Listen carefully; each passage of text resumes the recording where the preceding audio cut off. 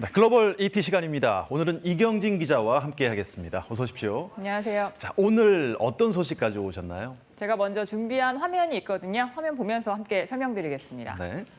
서울시가 만든 홍보 영상입니다. 어서 와요. 서울에 온 걸 환영해요. 그룹 방탄소년단이 출연해 서울 주요 명소들을 안내하는데 공개 열흘 만에 1억 조회수를 넘겼습니다. 같이 걸을까요? 한국관광공사가 만든 이 홍보 영상도 반응이 뜨겁습니다. 7명의 춤꾼들이 우리가락에 춤을 추며 서울을 소개하는데 부산, 전주편까지 합하면 2억 명 이상 봤습니다. 와, 저도 본 것 같아요. 보고 있으면 직접 여행을 갔다 왔다는 생각도 들고 또 직접 언젠간 한번 가봐야겠다 이런 생각도 드는데 이 뭐 서울시뿐만 아니라 뭐 랜선 여행이라는 것 자체가 이 코로나19 여파 때문이 가장 크겠죠. 네, 그렇습니다. 코로나19로 이제 관광객 유치가 어렵다 보니 이렇게 미리 홍보라도 해서 다음을 준비하겠다는 건데요. 문제는 꽉 닫힌 하늘길이 언제 다시 열릴지 여전히 불투명합니다. 최근 유엔 세계 관광기구가 올 상반기 세계 관광 현황을 분석한 결과를 공개했습니다. 보고서를 보면 지난 1월부터 6월까지 전 세계 관광객이 4억 4천 명 가까이 감소한 것으로 나타났습니다. 지난해의 3분의 1 수준에 불과합니다.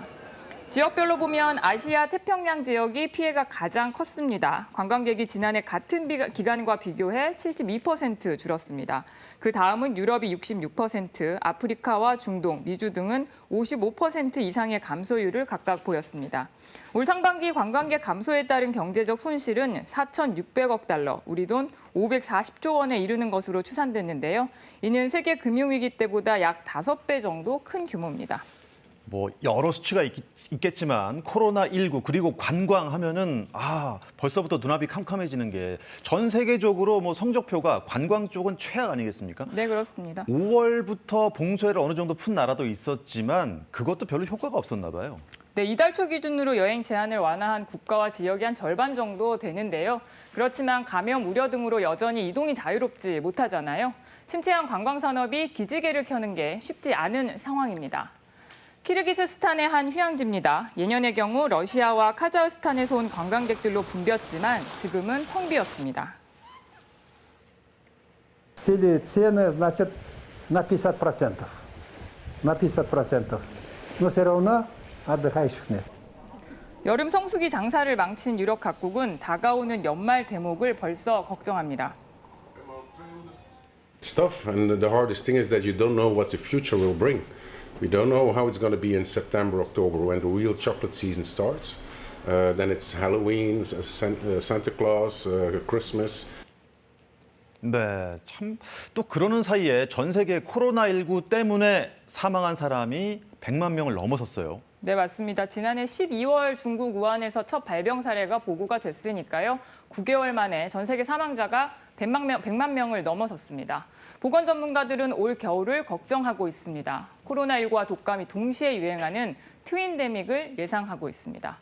유럽에서는 일부 나라들이 하루 신규 확진자가 10,000명을 넘어서면서 사실상 2차 봉쇄에 준하는 제한 조치에 들어갔습니다.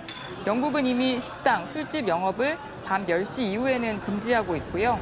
스페인은 현지 시각 28일부터 상업시설의 심야 영업을 제한합니다.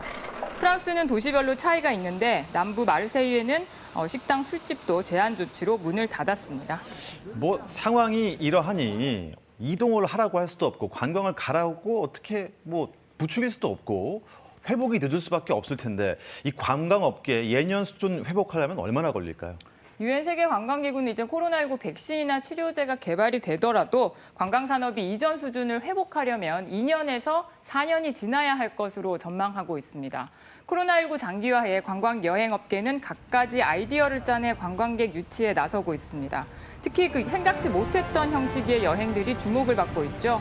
집에서 온라인으로 즐기는 랜선 여행부터 실제 비행기를 타고 공중에서 떠돌다가 다시 내리는 회항 여행도 있습니다. 벨기에 수도 브뤼셀에는 하늘에서 이제 밥을 먹는 식당이 문을 열었습니다. 손님들은 지상 50m 높이 대형 크레인에 연결된 식탁에 앉아 밥을 먹는데요. 사회적 거리 두기는 확실해 보입니다. 네. 이 코로나 시대 속 살아남기 위한 관광업계의 고민 더 깊어질 수밖에 없을 것 같네요. 이경진 기자, 오늘 소식 잘 들었습니다. 고맙습니다.